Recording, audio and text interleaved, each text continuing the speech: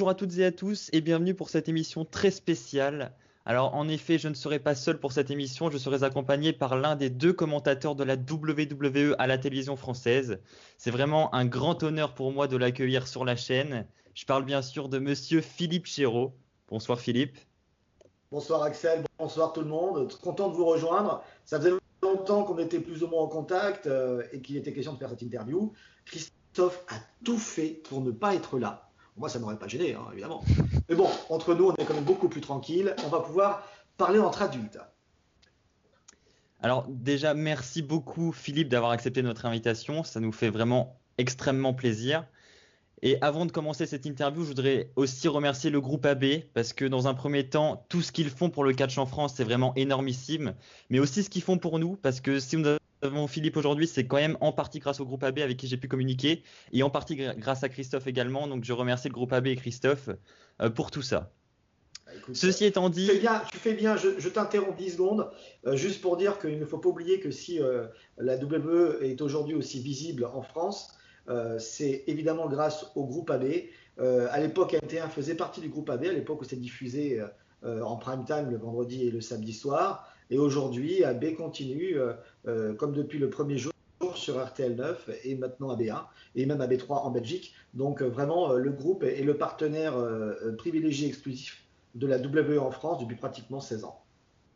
c'est vrai. Maintenant, je vais vous présenter le programme de l'émission. Donc, ça va être divisé en trois grandes parties. On aura une première partie où nous reviendrons sur les souvenirs de Philippe Chéreau en tant que commentateur à la WWE. Ensuite, il y aura des questions un petit peu plus générales sur le groupe AB, sur la tendance du catch actuellement en France, etc. Et enfin, j'aurai sélectionné quelques questions que vous avez posées à Philippe sur les réseaux sociaux et il tentera d'y répondre. Je vous propose de commencer tout de suite avec la première partie, les souvenirs de Philippe Chéreau. C'est parti.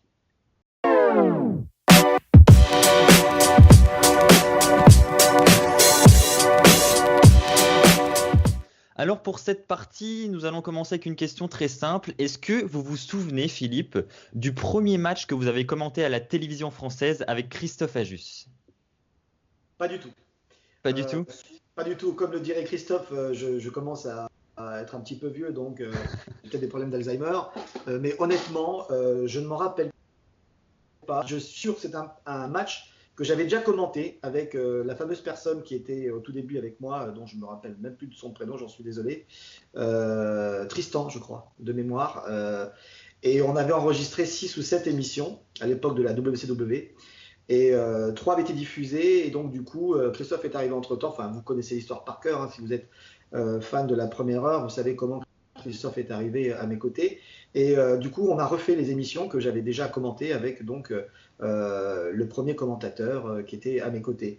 Donc, ça devait être, je sais pas, ça, franchement, c'est beaucoup trop lointain. Et il y a de cela quelques années, quand on a fêté nos 10 ans, on avait calculé, on a peut-être commenté à l'époque déjà plus de 10 000 matchs. Donc je ne sais pas si vous voyez, on doit être peut-être aujourd'hui à 15 000 matchs commentés depuis qu'on est ensemble. Ah oui, en effet. Donc ça Ouais, remonte donc, à très loin. ouais. Euh, donc je vais vous poser une autre question maintenant. Peut-être que vous vous en souviendrez un petit peu plus, parce que vous l'avez dit, ça fait déjà de nombreuses années que vous commentez la WWE, mais il y a quand même peut-être un match qui vous a marqué, un match que vous vous souvenez comme si c'était hier. Ouais, alors ce match-là, il m'a marqué doublement. Parce que j'étais sur place lorsque ce match s'est déroulé. C'était au Citrus Bowl d'Orlando. Euh, et je l'ai commenté en revenant, puisqu'à l'époque, nous ne commentions pas sur place ringside. C'était lors de WrestleMania. C'est le dernier match de Ric Flair contre Shawn Michaels. Donc oui, ce match-là, je m'en rappellerai toujours parce que même si je ne suis pas un fan de la première heure, je me suis intéressé bien sûr à ce divertissement sportif et je me suis investi comme tout professionnel doit le faire lorsqu'on lui donne une mission. Et avec le temps, j'ai beaucoup appris à connaître bien sûr l'investissement de ces athlètes qui pour moi sont des vrais athlètes. Et donc, j'ai pu aussi m'imprégner de tous les parcours, de toutes les biographies. Et c'est vrai que Ric Flair, pour moi, ça reste vraiment un être à part, all style, il a su évoluer avec un physique qui n'était pas forcément un physique qu'on appréciait ou qui était le physique type que Vince McMahon apprécie même encore aujourd'hui. Mais il représente un peu le côté panache, le côté fou, tout ce qu'on aime détester en fait. Et parce qu'il réunit ces deux faces, si vous voyez ce que je veux dire, eh bien, j'ai toujours eu beaucoup d'admiration pour lui. Et quand il est parti, quand il est parti à la retraite, puisqu'on a encore vu cette semaine apparaître à Raw après le match de sa fille, pour moi c'était une page qui se tournait. C'est-à-dire que moi j'ai commencé avec lui, il était là bien sûr bien avant, mais c'est toute une époque en fait qui s'est arrêtée dans le ring. Et ouais, j'ai eu un moment d'émotion pour la première fois. J'ai eu ma petite larme. Bon, Christophe aussi, je vous rassure. Mais c'est vrai que voilà, c'était émouvant.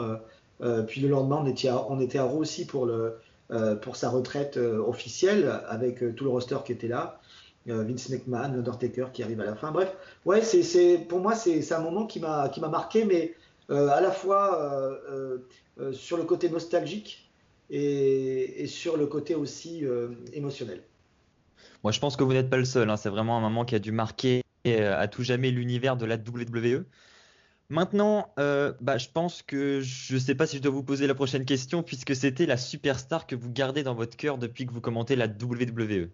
Donc, est-ce que Alors, c'est Ric Flair ou... Ric Flair, oui, parce que pour tout ce que je vous ai déjà expliqué, plus encore ce côté complètement décalé, old style, qui est bling bling, mais qui sait utiliser à la fois l'esprit de groupe, mais aussi qui sait sortir du groupe et pour se réaliser personnellement.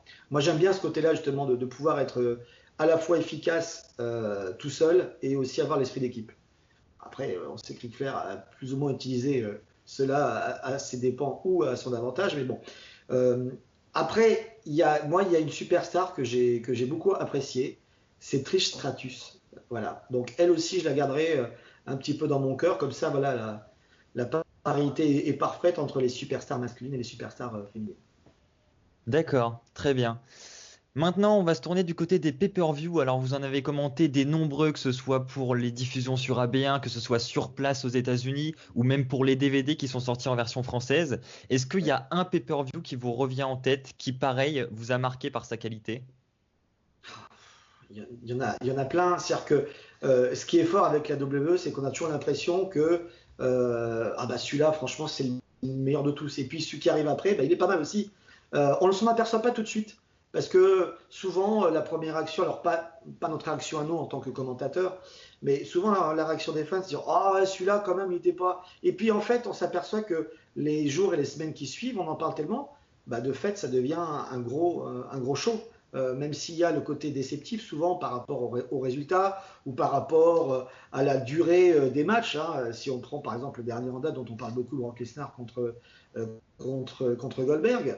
Mais pour moi, le plus gros show, c'est toujours celui qui est à venir.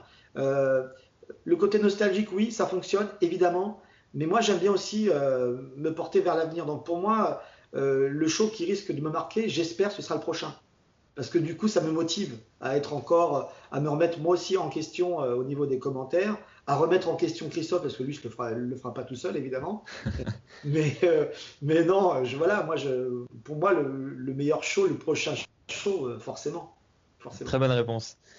Et si vous deviez en choisir un parmi tous ceux que vous avez commentés en direct sur place, lequel vous a le plus marqué en ringside?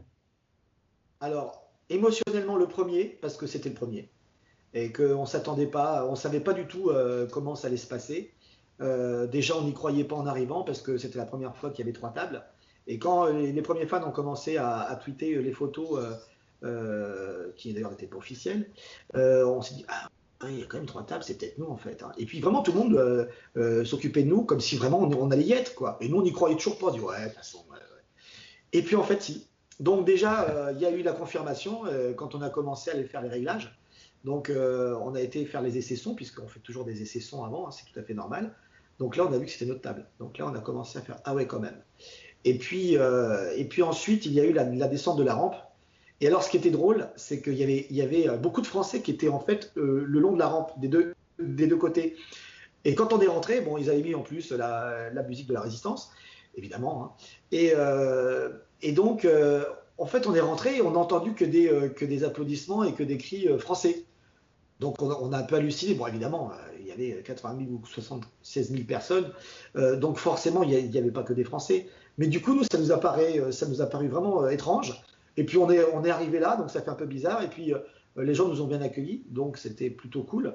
Voilà. Et puis après, quand on s'est placé, on a eu un premier moment un petit peu de ah ouais, quand même, ça le fait. Et puis dès que la cloche a sonné, même pas la cloche, dès que le pay-per-view a commencé, après, ça changeait rien. Nous, on a fait ce qu'on faisait depuis des années. Donc après à la rigueur, c'était même presque normal d'y être. Vous voyez, ce sentiment est un peu bizarre. C'est que avant d'y être, on est un peu, évidemment, on a un peu le stress. Et puis quand on est dedans, on se dit, bah, c'est normal qu'on y soit. Et pourquoi on n'y était pas avant, quoi. Donc voilà. Et donc pour moi, ce sera le premier, ouais, le premier. Et puis le petit moment, bien sûr, que tout le monde, qui a marqué tout le monde, c'est quand l'Undertaker a perdu contre Brock Lesnar. Parce que là, on n'a rien vu venir, quoi. Et même nous, d'ailleurs, on croyait que l'arbitre s'était trompé. Et on croyait qu'il y avait une erreur, enfin, qu'il y avait un problème, quoi. Et en fait, on a tous mis du temps à réagir. Et voilà, quoi. Et Christophe a eu des larmes, et des vraies larmes. C'est-à-dire que lui, il a pris vraiment un coup sur la tête, quoi. C'est là où on voit que c'est un fan, un vrai fan. C'est qu'au-delà du rôle de commentateur, ses émotions, à titre personnel, l'ont vraiment submergé, quoi. Mm.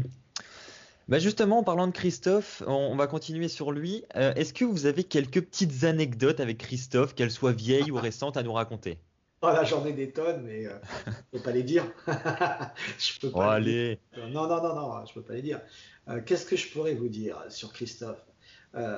Des anecdotes. Bon, déjà, enfin, ça, on l'a dit plusieurs fois, mais même si on se charrie beaucoup, faut savoir que moi, j'aime beaucoup Christophe. Je veux dire que on est un couple à l'antenne. Bon, je rassure, ou peut-être je ne rassure personne, mais on n'est pas un couple à la vie. Hein. Donc voilà. Mais non, non, j'ai beaucoup d'affection pour lui. Il réalise un rêve depuis plus de 15 ans, il en est conscient. Franchement, ce qu'il vit, c'est génial. Et puis, c'est un partenaire, pas toujours facile hein, au micro, mais un partenaire efficace. Voilà. Mais quand je dis pas toujours facile, c'est parce que c'est son personnage. Mais sinon, oui, évidemment, c'est un bonheur de travailler avec quelqu'un qui a cette culture-là que je n'ai pas et que je n'aurai jamais parce il a juste 15 ans d'avance sur moi. Et que même avec le meilleur des travails et la meilleure des mémoires, c'est juste pas possible de rattraper 15 ans. Donc voilà. Après des anecdotes, qu'est-ce que je pourrais vous dire sur Christophe? Euh, Christophe a un vrai souci avec les femmes. Ah. Attention. Euh, je vous en dirai pas plus. Voilà, Oh. non, non, non, non, non, non, en fait, évidemment, il y a aussi le personnage de Christophe avec cette histoire que voilà, il est toujours tout seul, tout ça. Il n'est pas si seul que ça, voilà. C'est un Il y a toujours garçon. Vicky Guerrero dans les parages. Ça, on le Voilà, sait. il y a toujours Vicky qui est là, qui l'appelle régulièrement. Bon, voilà, il est un peu embêté avec ça parce qu'il peut pas aller vivre avec elle sur place. Mais voilà, il n'est pas si seul que ça. Voilà, c'est la seule chose que je peux dire sur Christophe. Il sait bien s'entourer. Et puis, il a une bande de potes sur Strasbourg qu'il adore, avec lesquels il s'éclate. Et voilà, il vit pleinement sa passion avec ses potes d'enfance. Et ça, c'est vraiment génial, quoi. Je pense que c'est ce que tout le monde aimerait faire, en fait. Bah, clairement. Tant mieux pour lui, hein, il le mérite vraiment. Je pense que c'est bon, on a suffisamment d'anecdotes, on va pouvoir passer à la partie suivante. La partie suivante qui est donc des questions un petit peu plus générales, vous allez voir ça dans un instant.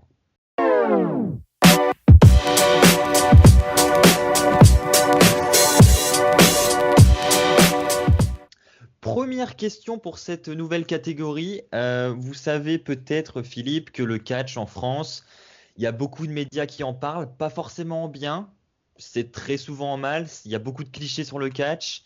C'est pas très populaire. Heureusement, on a le groupe AB qui est là pour nous soutenir derrière. Qu'est-ce que vous pensez de la tendance actuelle du catch en France? Moi, je pense que depuis quelques mois, ça frémit. Il manque pas grand-chose pour que le catch redevienne un effet de mode. On le sait, tout phénomène de mode est cyclique. Ce n'est pas réservé qu'au catch. il y a bien sûr deux choses à prendre en compte, la visibilité et puis aussi le cycle. Alors, la visibilité, il est clair qu'on a besoin d'une visibilité peut-être un peu plus accessible, avec des horaires un petit peu plus raisonnables, puisque le public est de plus en plus familial. Et en effet, deuxième ou troisième partie de soirée, c'est pas toujours facile, mais c'est mieux que rien. Et aujourd'hui, grâce au groupe AB, on a justement cette opportunité, en ayant d'ailleurs quand même une offre qui est unique en Europe, voire même, je pense, unique au monde. On a quand même les pay-per-view gratuitement sur une chaîne du câble. Donc c'est juste énorme. On a toute la meilleure offre de la WWE sur les chaînes françaises. RTL9, AB1, vous avez tout. Vous avez SmackDown, vous avez Raw évidemment, et vous avez les pay-per-view. J'oublie évidemment Main Event, qui est un programme complémentaire. Donc c'est quand même pas mal. C'est pas dans tous les pays comme ça. Hein. Si vous êtes abonné à AB1, alors bien sûr, évidemment, AB1 c'est pas une chaîne gratuite, c'est une chaîne du câble, mais ça reste vraiment raisonnable. Alors, pour un fan de la WWE, sachant qu'il a les pay-per-view pratiquement maintenant tous les 15 jours. Hein. Vous êtes au courant du nouveau calendrier pour l'année prochaine. On va avoir pratiquement 18 pay-per-view. C'est beaucoup. C'est beaucoup. Donc là, c'est vraiment c'est une opportunité juste exceptionnelle. Ensuite, sur l'effet de mode et le cycle, c'est normal. C'est-à-dire que ceux qui étaient fans du catch il y a de cela 6-7 ans, ont grandi et ont évolué, ont été chercher peut-être des centres d'intérêt télévisuels un petit peu plus de leur âge. Donc certains ont migré sur le MMA, sur l'UFC, sur le Bellator aujourd'hui, de manière tout à fait logique. Certains se sont désintéressés du catch tout simplement parce que effet de mode oblige, voilà, on va où tout le monde va. Hein, c'est comme dans une boutique, vous voyez qu'il y a du monde, vous rentrez, puis voilà. Donc là, il y a ce phénomène-là, mais cela commence à grandir et nous, quand on les croise, ils n'hésitent pas avec leur petit ami. Moi, ça m'est arrivé l'autre jour, j'étais en train de faire des courses et on me dit « Mais vous êtes Christophe Chéreau ?» Alors j'ai dit « Non, moi je suis Philippe Ajus. » donc voilà, bon, c'est souvent qu'on me l'a fait. Et je suis tombé en fait sur un jeune maître d'école. Voilà, il est fan de catch et j'ai un peu discuté avec lui et il avait les yeux qui brillaient et sa jeune compagne, elle était comme ça, elle dit mais c'est vrai, c'est vrai. Et donc du coup, on a aujourd'hui des jeunes adultes qui sont fans de catch et qui n'ont pas honte du tout d'être fans de catch, parce qu'il y a aussi ce phénomène-là. Vous évoquiez tout à l'heure souvent la problématique des papiers, de mes collègues et confrères journalistes. C'est vrai que ça fait toujours un peu sourire le catch, ouais, le catch, ouais. Ben non, justement aujourd'hui c'est plus ça. Donc moi ce qui me désole, c'est que souvent on est interviewé par des journalistes qui font pas le taf, c'est-à-dire qui ne vont pas avant une interview faire le travail de recherche qu'ils feraient par exemple sur d'autres personnes. On a beau être nous les seuls représentants francophones de l'UE en France. Voilà, on sait de quoi on parle. Et moi, quand je vais, par exemple, faire une interview, puisque j'ai d'autres activités sportives, quand je vais faire une interview d'un champion de NASCAR, je sais de quoi je parle. Je vais pas lui demander, alors, la NASCAR, ça tourne en rond, pourquoi? Vous voyez? Et la phrase classique, alors, c'est vrai que c'est du chiquet? Voilà, ça, c'est juste plus possible. Et ben non, c'est encore possible, on nous le fait encore aujourd'hui. Et les gens, en fait, nous posent des questions, enfin, les journalistes qui croient l'être, nous posent des questions alors qu'ils n'ont pas du tout travaillé l'interview. Ça, c'est un peu dommage parce que ça s'en ressent un peu sur l'écriture des papiers ou des différents sujets, alors qu'il y a vraiment des choses intéressantes à dire. Alors, on n'est pas là non plus pour casser l'angle d'attaque du journaliste par rapport au papier que son rédac chef lui a demandé. Mais en attendant, voilà, c'est plus le catch d'il y a 20 ans. Le catch a évolué. Et c'est pas parce qu'on regarde 30 secondes à la télé qu'on a tout vu. Donc, il y a plein de choses à dire. Ce phénomène du catch d'aujourd'hui est important parce qu'aujourd'hui, on est plus que sur du divertissement sportif, on est sur un catch familial. Hein. Vous le savez, si vous êtes des fans de la première heure, tout ce qui est hardcore, tout ça, le sang, tout ça, c'est banni. Et quand il y en a, bon, ça fait du buzz. On se rappelle de Randy Orton, par exemple. Mais bon, ça fait partie aussi du jeu. Donc aujourd'hui, pour revenir parce que je parle beaucoup évidemment, pour revenir à la question initiale, oui, ça frémit. Je pense qu'il ne manque pas grand-chose pour que ça revienne à la mode. Pour tous ces facteurs-là, parce que le public a vieilli, mais maintenant il est un peu nostalgique, il a envie de revenir un petit peu, de se rappeler de quand il était jeune, parce que quand on était jeune c'était bien, on était chez papa et maman, il n'y avait pas de soucis, il n'y avait pas de chômage, il n'y avait pas de facture à payer, on regardait le catch avec les frangins, avec les copains, et des fois même avec les parents. Donc, quand on regarde après le catch chez soi dans sa maison, ça nous rappelle tout ça, on est bien. Vous voyez, la vie, c'est ça en fait, hein, c'est un éternel recommencement. Et puis, il y en a qui sont un peu plus grands aussi, qui ont maintenant des enfants et qui ont envie de partager des choses avec leurs gosses. Et donc, du coup, voilà, c'est l'effet nostalgique. On a envie de partager avec ses gosses en disant non, mais c'est pour les gosses. Mais en fait, c'est un peu pour ça aussi. En effet.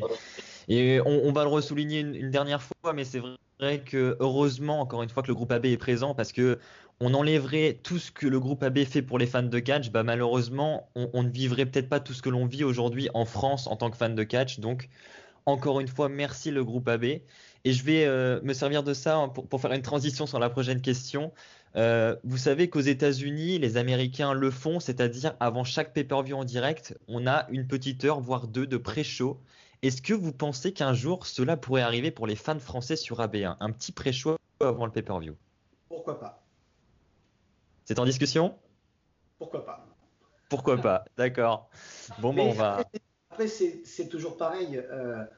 Si c'est que pour faire un pré-show, pour montrer nos bobines à l'écran et pendant une heure parler, oui, mais faut qu'il y ait un peu de contenu, faut qu'il y ait un peu de fond, faut qu'il y ait quand même un concept qui soit intéressant pour tout le monde. Donc oui, pourquoi pas? Dans ces conditions-là, pour moi en tout cas, pourquoi pas? Oui. D'accord.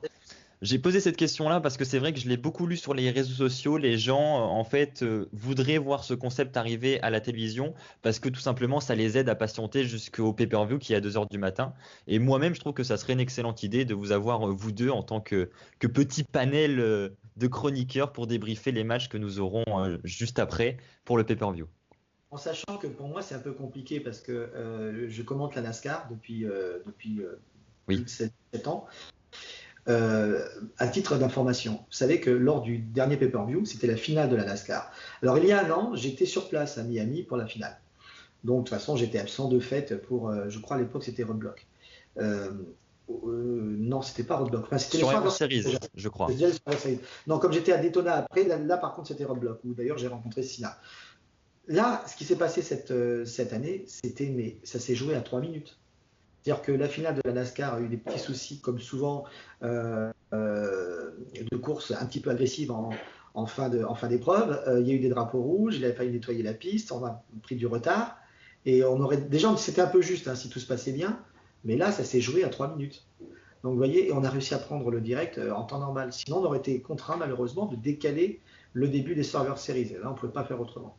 Bon, ceci étant dit, oui, en effet, si on doit faire comment dire, un rendez-vous intéressant comme cela en direct, oui, ça reste d'être un peu compliqué pour ma présence, mais personne n'est irremplaçable, donc voilà, mais on en parle.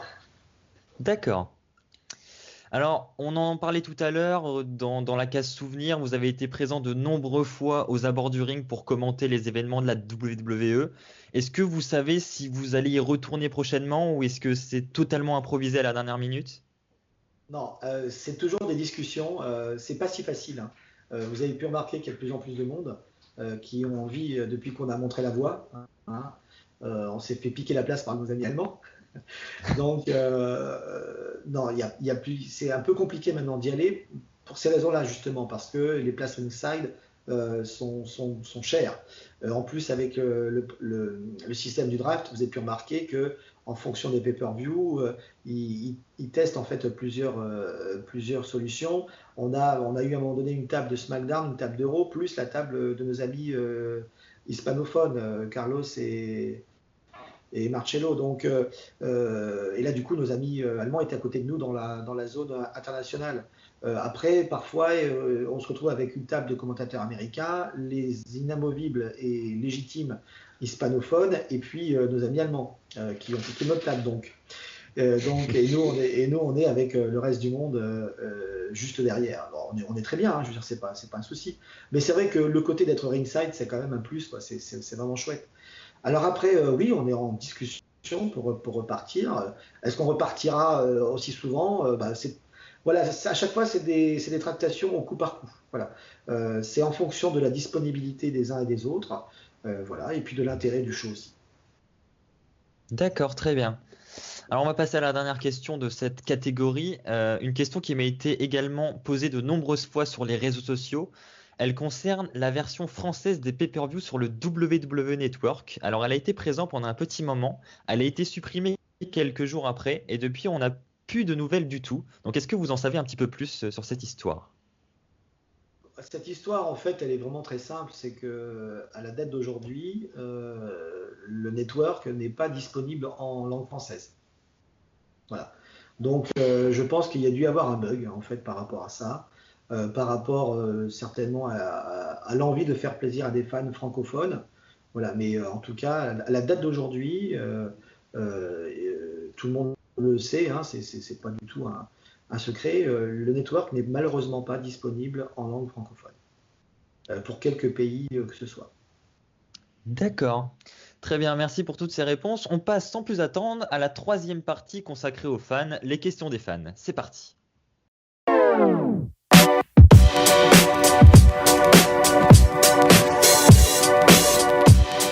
Alors nous allons commencer cette dernière partie avec une question de Valentin qui vous demande ce que vous préférez commenter entre la NASCAR et le catch. Alors je pense que ça va être très difficile. C'est complètement différent, même si l'investissement est le même en termes de préparation. Enfin, on prépare un peu plus quand même sur la NASCAR. Pourquoi? Parce qu'il y a toute l'avant-course, vous savez, avec l'aspect mécanique, l'aspect du championnat, les qualifications, les temps. Enfin voilà, c'est une grosse préparation journalistique. Alors que sur le catch, c'est une préparation beaucoup moins importante puisque nous, on commande pratiquement tous les 2 jours.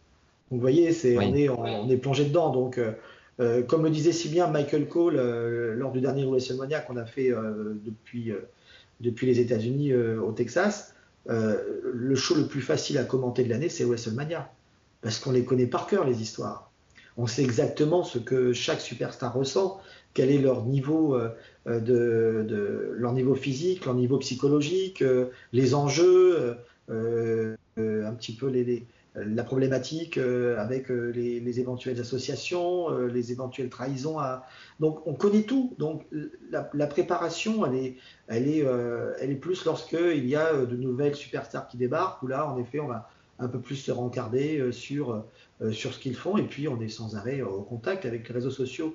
Aujourd'hui, c'est très facile. Moi, quand j'ai commencé à commenter les sports américains, et notamment les sports mécaniques, c'était compliqué. Il y avait pas encore les réseaux sociaux. Il y avait Internet, mais moi, j'allais chercher les rares magazines américains à Publicis sur les Champs-Élysées, là. Et Étoile, c'était le seul drugstore qui offrait en effet des magazines américains spécialisés. Donc, vous voyez, on a bien évolué depuis aujourd'hui. On a, à commencer par vous, hein, qui faites un travail super sympa et vraiment exceptionnel parce que vous y mettez votre cœur et beaucoup de temps et c'est assez chronophage hein, que de gérer une chaîne comme la vôtre. Voilà, aujourd'hui, on a plein de relais, on a plein de gens qui ont des infos, les rumeurs, et ça. Mais il y a une vingtaine d'années, c'était un enfer pour avoir la moindre information. Ouais. Donc voilà. Donc non, non, NASCAR, catch pour moi, c'est la même application. La NASCAR pour moi, c'est plus évidemment, on a moins le droit à l'erreur parce que on a un championnat qui est vraiment, enfin, c'est un championnat sportif, alors que le catch, la WWE, pour moi, c'est plus divertissant, c'est plus récréatif. Mais, comme le dirait mon ami Christophe Ajus, il va vous faire encore le coup de sa maxime. Oui, je vais faire encore le coup de ma maxime. On peut en effet faire les choses sérieusement sans se prendre au sérieux. Très bonne réponse, encore une fois. Maintenant, une question qui concerne vos enfants. Alors, vous commentez le catch. Est-ce que vous transmettez cette passion à vos enfants? Est-ce qu'ils regardent le catch? Et si oui, est-ce qu'ils aiment le travail de leur père? Alors, pour être tout à fait honnête, mes enfants, je les préserve un petit peu de tout ça. Non pas par rapport au catch, mais de manière en fait générale par rapport à mon activité. Parce que moi, quand j'étais gamin, j'étais dans une école où il y avait en effet des fils de présentateurs télé. Et voilà, on ne savait pas trop si on fréquentait par rapport au métier du père au métier de la mer, ou parce que c'était le fils du maire ou le fils du préfet. Enfin, j'aime pas trop ce genre de choses, et quand on est enfant, c'est inévitable. Donc déjà, je les préserve de ça. Quand ils étaient à l'école, ils n'ont jamais dit que leur papa passait à la télévision. Ils l'ont dit parce que ça se sait toujours tôt ou tard, mais c'est pas une marque de fabrique, voilà, c'est pas un étendard, quoi. Je suis le fils d'eux. Et en plus, franchement, ça va, quoi. Philippe Chéreau et Christophe Ajus, enfin Christophe n'a pas d'enfant. Enfin, il en aura, j'espère, bientôt. Il y travaille. Mais, voilà, enfin, voilà, il n'y a pas raison d'être fier d'être le fils de Philippe Chéreau. Mais en attendant, quand même, voilà, je les préserve de ça. Ensuite, est-ce qu'ils sont fans de catch? Ils sont fans. Ouais, ils regardent, mais ils regardent plus parce qu'il y a papa, quoi. Mais en plus, c'est tard, donc ils sont quand même jeunes. Donc ils regardent pas en live. Mais souvent, ils regardent, ils adorent Catch-Off. Parce que voilà, ces petits sketchs, entre guillemets, des sketchs où on ne se prend pas au sérieux. Un de mes fils d'ailleurs a participé à 2 reprises au sketch. Voilà, ils aiment bien, ouais, ils aiment bien regarder, ils connaissent. En fait, pour être honnête, ils sont un peu fans, mais ils veulent pas trop l'avouer. Parce que voilà, ils aiment bien, mais ils veulent pas trop poser de questions parce qu'ils savent que moi, quand je rentre à la maison, que ce soit avec mes amis ou où j'habite, voilà, il y a très peu de gens là où j'habite qui savent le métier que je fais réellement, quoi.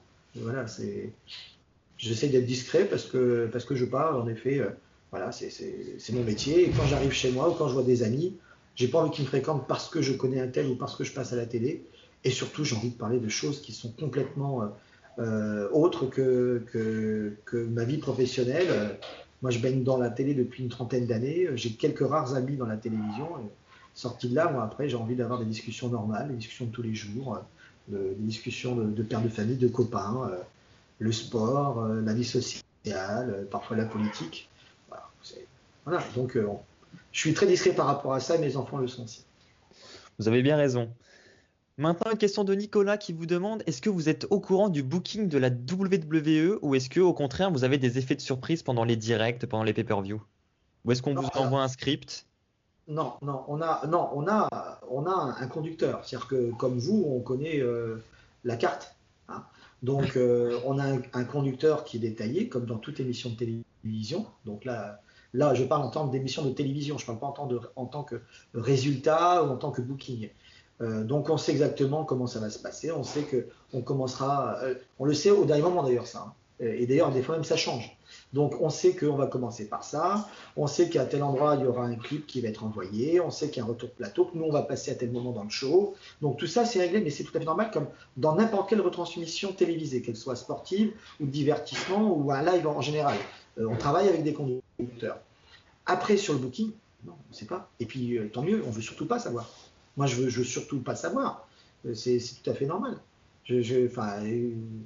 On sait que le catch est scénarisé, tout le monde le sait aujourd'hui, donc il faut arrêter. Le fameux journaliste dont je vous parlais tout à l'heure, faut qu'il se mette un petit peu au courant, mais on veut surtout rien savoir, on veut être surpris comme vous. Pour moi, c'est la meilleure façon de commenter, c'est d'être dans le vrai. En effet. Une question de Valentin maintenant qui vous demande quelle légende vous adoreriez revoir en 2017 pour remporter un titre? Ah, ça c'est une bonne question. Un truc complètement impossible. Allez, Impossible. André le soyons Géant. fous. André le Géant, parce qu'on en parle tellement, c'est quand même. Et d'ailleurs, ça aussi, ça me désole que malheureusement, en France, on ne pose jamais de questions sur André le Géant, parce que mes amis journalistes ne se rencardent pas et qui ne savent pas que c'est l'une des plus grandes légendes aux États-Unis, l'un des plus respectés, surtout dans les vestiaires.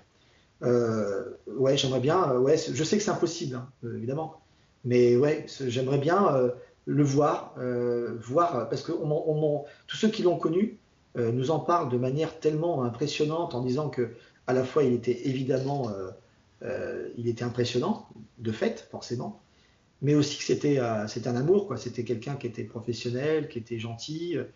Donc moi j'aime beaucoup de ce qu'on me raconte d'André le Géant. Donc oui, j'aimerais pouvoir et le voir et commenter ses matchs. Je pense que ce serait impressionnant. Donc ça, c'est le côté irréalisable, un peu le côté retour vers le futur. Après, sur des choses un peu plus réalisables, qui c'est que j'aimerais revoir? Stone Cold Steve Austin. mais aujourd'hui, dans sa forme des années 90. D'accord, très C'est bien. un sacré personnage. C'est un sacré personnage. On a aussi actuellement des rumeurs à propos de l'Undertaker qui est revenu à SmackDown dernièrement. Des Oui, rumeurs concernant un possible champion du monde en 2017. Est-ce que ça vous plairait? l'Undertaker n'est jamais parti, vraiment, hein, donc c'est pour ça que je ne l'ai pas cité. J'ai pas cité non plus Cena parce qu'il est toujours là. J'ai pas cité The Rock parce qu'il est quelque part toujours là. Shawn Michaels qui gravite un petit peu autour, il est toujours là. Triple H qui est évidemment toujours là. Donc voilà.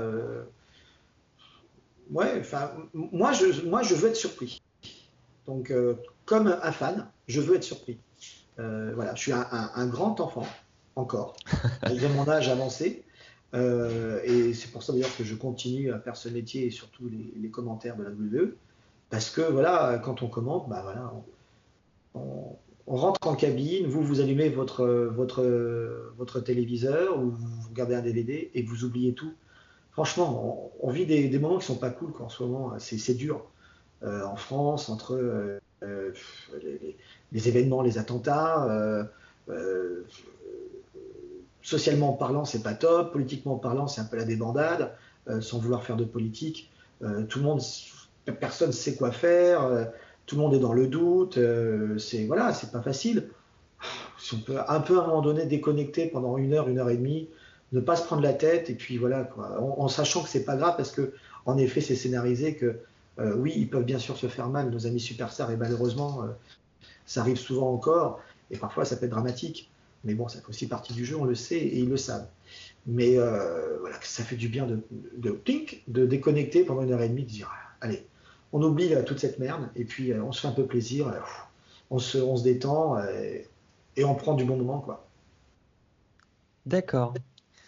Alors, il nous reste deux dernières questions. La première, elle nous vient de Jason qui vous demande quel est votre pay-per-view 2016 préféré jusqu'à maintenant. Ah, intéressant. Euh... El Innocel était pas mal. Oh, oui, Moi, il m'a marqué pour le match féminin, bien sûr, enfin, pas que celui-là, mais vraiment, El Innocel était top. Ouais. d'accord. Et enfin, pour terminer, une question qui va concerner l'évolution de la WWE. Alors, on le sait, depuis le mois de juillet, nous avons eu la draft, nous avons eu le retour des deux brands séparés, SmackDown, Raw.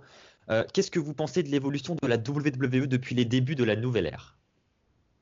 Bah, c'est pas mal. Moi, j'aime beaucoup.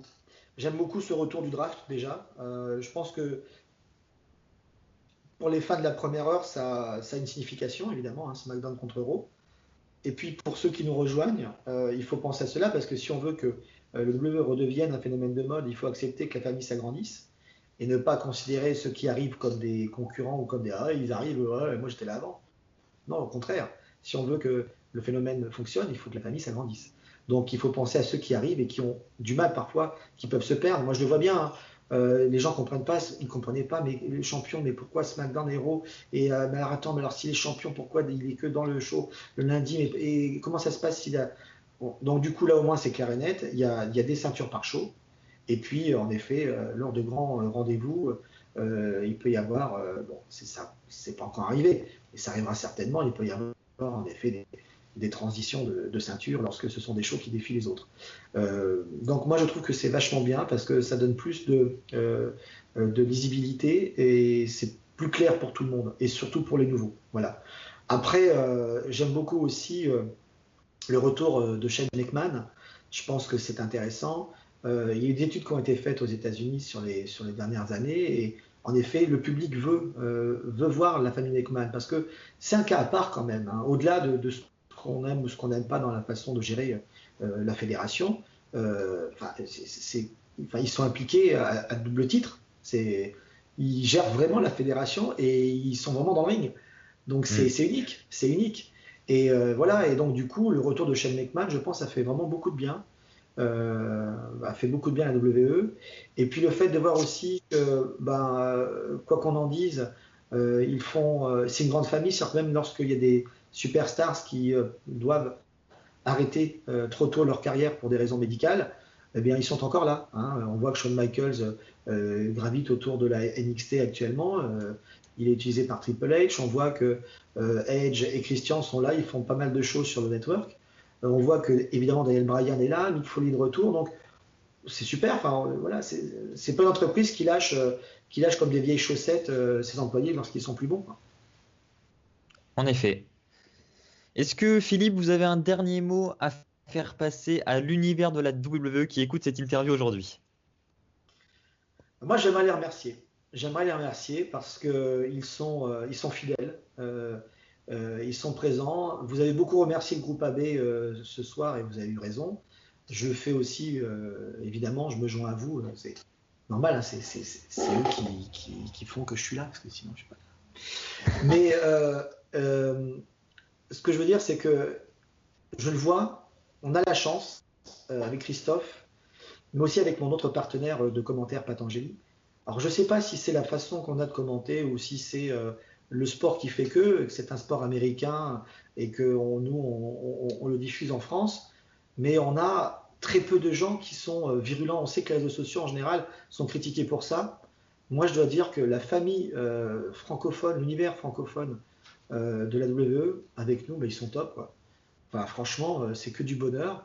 Ça ne veut pas dire que voilà, ils n'ont pas le droit de critiquer quand il le faut, mais de manière générale, ils sont d'un respect, d'une politesse exceptionnelle. Moi, j'ai croisé des gens à Bercy il y a de ça quelques années qui m'ont dit: Ah, on vous a vu l'année dernière, mais on n'a pas osé vous dire bonjour et vous demander un autographe. Je dis: fallait. Non, non, vous étiez avec votre famille, on n'a pas osé vous déranger. Et j'ai halluciné parce qu'il n'y a que là qu'on voit ça. Je suis dans d'autres endroits, on est un peu agressé aussi, hein.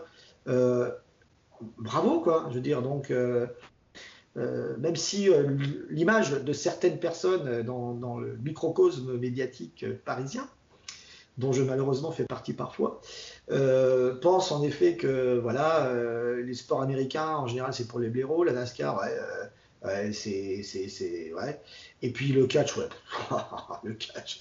Ouais, ben non, je suis désolé, il y a des vraies valeurs dans le catch, de travail, de respect. Et rien que pour ça, je voulais remercier l'univers de la WWE parce que voilà, vous êtes top.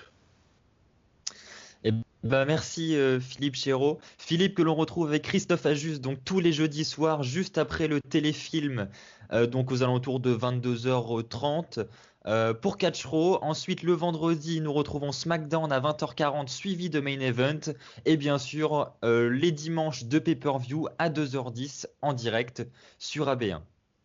Encore Merci un beaucoup, Axel. Je tenais vraiment à vous remercier aussi. Le travail que vous faites, il est top aussi. Voilà, et c'est grâce à des gens comme vous que le catch fonctionne et qu'il peut reprendre encore un essor, j'en suis persuadé, dans les prochains mois et l'année prochaine. Eh ben, merci beaucoup Philippe.